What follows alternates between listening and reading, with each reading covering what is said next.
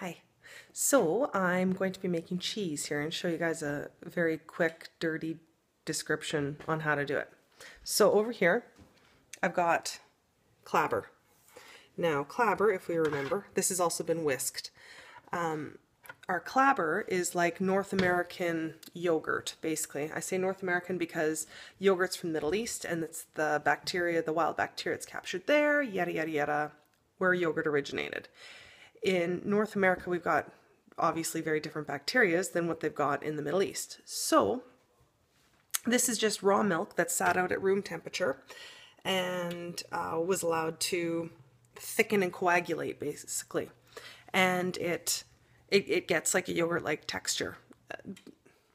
Like, not as creamy yogurt, but it's also skim milk, like I've taken the cream off of it. Anyway, so I got that. And I whisked it up to break up the chunks so it's somewhat smooth.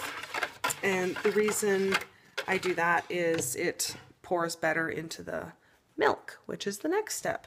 So over here, I've got some, again, milk from our cow. And I heated it up and you can, well, the outside of the pot is hot.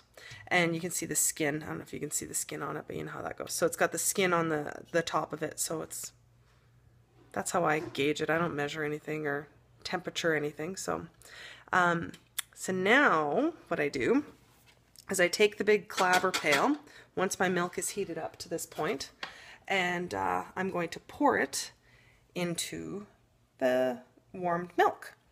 So we will see how magically that will work with a phone in one hand. Not sure. So hang on, let's see what happens.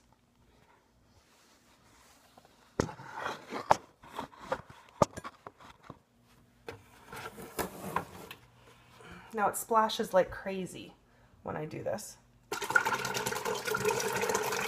And always makes a mess. Oh, right in the eye.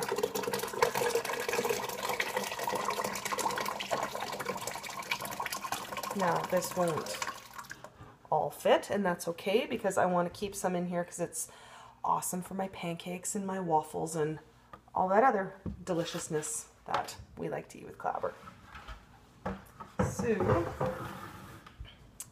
oh, very, very, very, very important. Oops. Use a plastic slotted spoon. You don't want to use metal when you're doing this because I tried metal one time and everything stuck to it super duper bad. So, as you can see, I poured that clabber into the into this hot milk, and it's already starting to curdle and thicken. So I'll just give it a stir so that it can be all mixed into the nice warm milk in there. I didn't read about this cheese making in any of the books that I was reading in. I read tons of books on cheese and I couldn't find this method at all.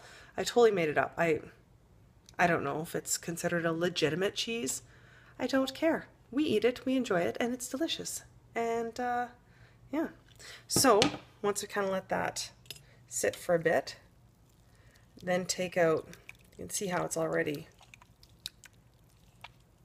getting nice and thickened up. Actually, this stuff's really just delicious on its own. So I'm squeezing some of the whey out. You can see it's like clear liquid coming out, and you can see the difference in the color inside there. This is good stuff too. It's got a nice little tang to it, and like it's got flavor. I've made I think it's called paneer, not totally sure, before, and I found it to be,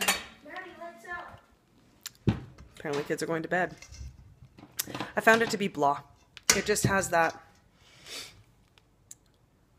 just tastes like solid milk is all it tastes like, some kind of, This though has flavor.